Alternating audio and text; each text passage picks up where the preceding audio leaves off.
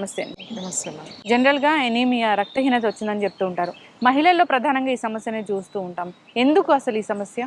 ఆహ్, మన actually Indian విమెన్‌లో it's common ఇది అంటే మన జెనెటికల్‌గా కూడా ఈ ఎనీమియా అనేది ఆడవాళ్ళకి ముఖ్యంగా ప్రసవం తర్వాత ఒక ఏజ్ వచ్చిన తర్వాత ఇప్పుడైతే యంగ్‌గా ఉన్న వాళ్ళలో కూడా ఇది జెనెటిక్‌గా మనకు ఉంది ఇది ఎనీమియా అనేది. సో ఇది తగ్గించడానికి ముఖ్యంగా ఏంటంటే ఆహారం, సరైన ఆహారం తీసుకోకపోవడం కూడా ఒక కారణం. ఎక్కువగా ఆకుకూరలు తినడం, తర్వాత ఐరన్ ఫుడ్ ఒకటి తినడం. ఇప్పుడున్న ఫుడ్ అంతా కూడా మనకి ఎక్కువ తినేది ఏంటి, అంత బేకింగ్ ఫుడ్, లేకపోతే అన్ని పొట్టు తీసేసిన ఫుడ్ తింటున్నాం.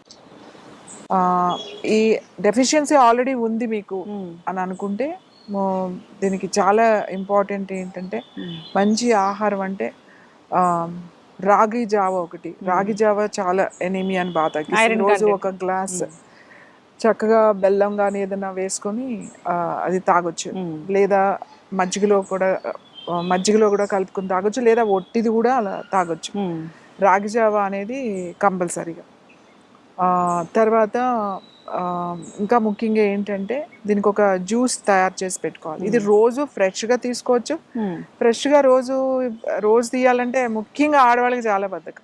ఈ డెఫిషియన్సీ ఆడవాళ్ళకి ఎక్కువగా ఉంటుంది.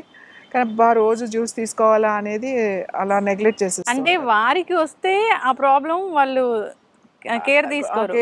ఇంట్లో ఎవరికైనా వస్తే శుభ్రంగా చేసి పెడతారు, రోజు చేసి పెడతారు. కానీ మనకి కదా ఈ టైంలో ఏదో మనం రిలాక్స్ అయిపోవచ్చులే, లేకపోతే ఏదో టీవీ చూడొచ్చులే అన్నట్టు ఉంటుంది.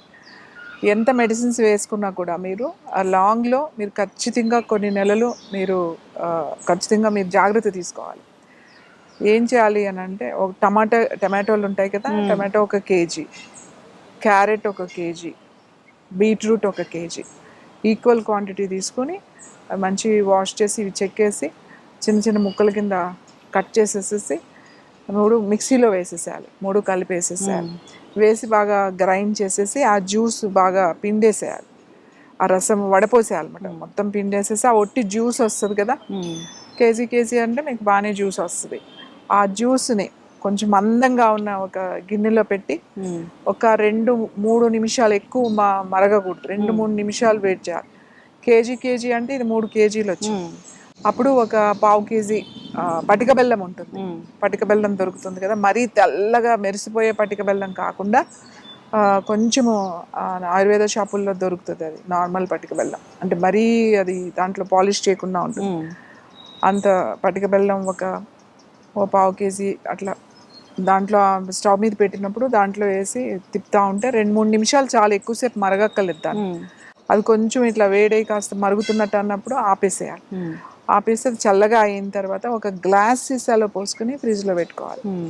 పెట్టుకుని రోజు ఒక మీకు హాఫ్ గ్లాస్ వాటర్ తీసుకోవాలి, హాఫ్ గ్లాస్ ఈ జ్యూస్ వేసుకోవాలి. సగం ఉండాలన్నమాట. మీరు తీసుకుని ఒక చిన్న గ్లాస్ జ్యూస్ తీసుకుంటే హాఫ్ వాటర్ కలపండి, హాఫ్ ఈ జ్యూస్ కలపండి. ప్రతిరోజు తాగండి. ప్రొద్దున్నే తాగితే బాగా ఎనిమిది ఉంటే మార్నింగే తాగేసేయండి, లేదంటే ఈవినింగ్ తాగొచ్చు, లేకపోతే ఆఫ్టర్నూన్ తాగొచ్చు. రోజు ఒక గ్లాస్ ఈ జ్యూస్ కనుక తాగితే మీకు హెమోగ్లోబిన్ బాగా ఇంప్రూవ్ అవుతుంది, మీకు ఎనీమియా కూడా తగ్గుతుంది. బట్ ఏదో 1-2 సార్లు కాకుండా, నేను ఇది ఎందుకు చెప్పానంటే కనీసం వారానికి ఒకసారి చేసి పెట్టేసుకుంటే మీకు వారం రోజులు వస్తుంది కదా, తర్వాత మళ్ళీ అది అయిపోయిన తర్వాత మళ్ళీ చేసి పెట్టుకోండి. ఒకసారి అయిపోతుంది, మీకు కూడా ఈజీగా కలుపుకుని తాగేయడానికి ఈజీగా ఉంటుంది. అందరూ వర్కింగ్ కదా, ఇప్పుడు తక్కువ టైం పడుతుందని నేను ఇది చెప్తున్నాను. ఈ జ్యూస్ చాలా చాలా బాగుంటుంది. ఐరన్ రోజు కంపల్సరీగా ఏదైనా ఒక ఆకుకూర తినాలి. ముఖ్యంగా తోటకూర, గోంగూర, ఇవి అన్నీ కూడా మంచి. ఆకుకూర ఏదైనా పెట్టుకోవాలి మనం. ప్రత్యేకించి ఒక ఆకుకూర మీ ఆహారంలో ఉండేటట్టుగా చూసుకోవాలి. తర్వాత ఇంకొకటి, అంటే ఇప్పుడు ఎవరు చేయట్లేదు కానీ మా చిన్నప్పుడు ఐరన్ ఇలా తక్కువ ఉంటే ఏం చేసేవాళ్ళు అంటే మజ్జిగ చేస్తారు కదా, అప్పుడంతా కవ్వంతోనే మజ్జిగ చేసేవాళ్ళు కదా. మజ్జిగ చేసిన తర్వాత వెన్న తీస్తారు, మజ్జిగ ఉంటుంది కదా, వెన్న తీసేసిన తర్వాత మజ్జిగ చేసి పెట్టేవాళ్ళు. అది మామూలుగా అన్నంలో తినేవాళ్ళు, తాగేవాళ్ళు. ఆ మజ్జిగలో ఇనప అట్ల కాడలు ఉండేవి. ఇనప తెలుసు కదా మీకు, దోశలు అయ్యి ఇప్పుడు స్టీల్ వచ్చినాయి, తర్వాత చెక్క వచ్చినాయి అనుకోండి, నాన్ స్టిక్ వచ్చిన తర్వాత అప్పుడు ఇనపవే ఉండేవి. వేపుళ్ళకి అవి వాడేవాళ్ళు. సో అది శుభ్రంగా ఇప్పుడు మళ్ళీ ఐరన్ అనేది ట్రెండ్ అయింది. ట్రెండ్ అయిందా ఇప్పుడు? ఆ అట్ల కాడలు ఉంటాయి కదా, అది శుభ్రంగా కడిగేసేసి ఆ మజ్జిగలో వేసేసేవాళ్ళు. మజ్జిగలో అలా పెట్టేసి ఉంచేవాళ్ళు. పెట్టేసి ఉంచి అలా 4-5 గంటలు అలా వదిలేసేవాళ్ళు. పొద్దున్నే చేసి పెట్టేశారు అనుకోండి, మధ్యాహ్నానికి మంచిగా అది అలానే ఉంచేవాళ్ళు. ఆ మజ్జిగ అయిపోయే వరకు అట్లకాడ అలా పెట్టేవాళ్ళు.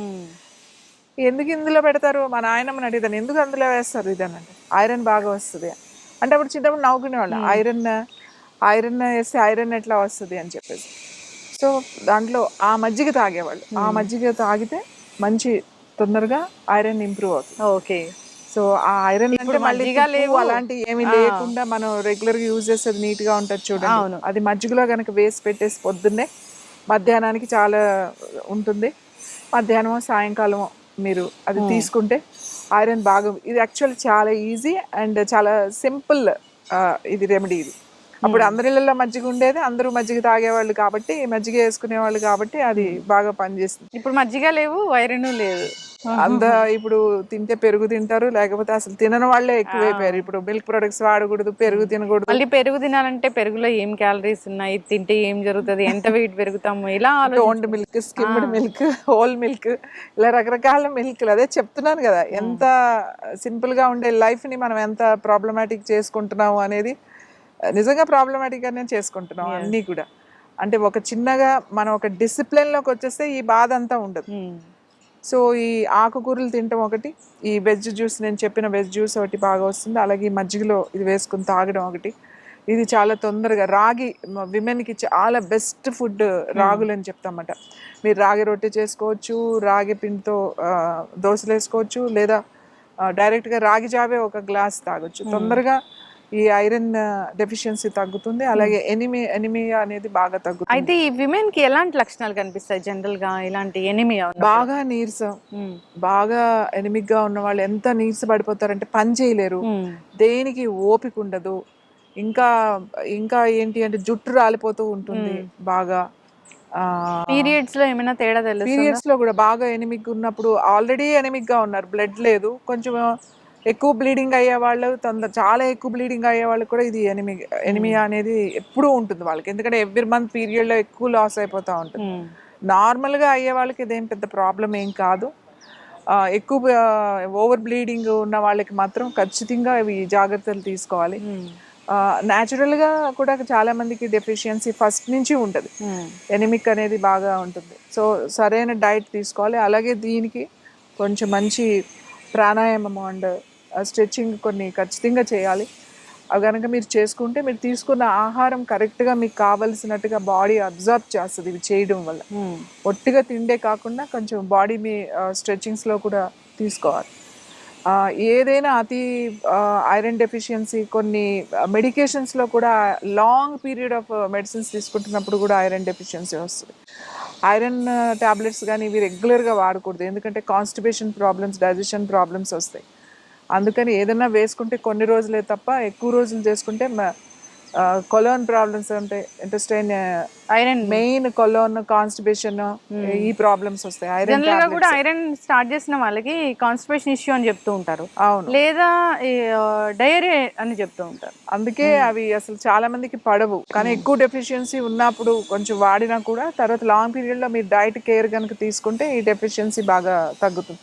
ముఖ్యంగా ఆడవాళ్ళు ఈ ఐరన్ తగ్గకుండా చూసుకోవాలి పీరియడ్స్లో.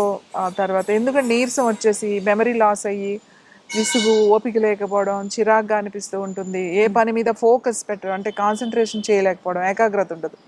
ఈ డెఫిషియన్సీకి ఇవన్నీ ఉంటాయి. ఎక్కువ ఐరన్ లోపం వల్ల మనకి చాలా ప్రమాదకరమైన ఇష్యూస్ కూడా వస్తాయి లాంగ్ పీరియడ్ ఆఫ్ ఐరన్ ఉంటే కనుక. ఖచ్చితంగా మ్యామ్, చాలా చక్కటి ఇన్ఫర్మేషన్ అండి. ఎనిమిక్ అయ్యారంటే ఇంకా అది ప్రాణాల మీదకి వస్తుందని కూడా చెప్తూ ఉంటారు. సో అలాంటి కండిషన్ రాకుండా ఉండాలని జాగ్రత్తలు తీసుకోవాలని కోరుకుందాము. ఎస్, మంచి డైట్. సో మీరు అన్నట్లుగా రాగి జావా, మీరు చెప్పిన జ్యూస్ అలాంటివి తీసుకుంటూ ఉండాలి. మహిళలు ప్రత్యేకంగా వారి ఆరోగ్యం గురించి వారు శ్రద్ధ తీసుకోవాలి. సో జాగ్రత్తలు తీసుకోవాలని కోరుకుందాం. చక్కటి ఇన్ఫర్మేషన్ అండి, ధన్యవాదాలు.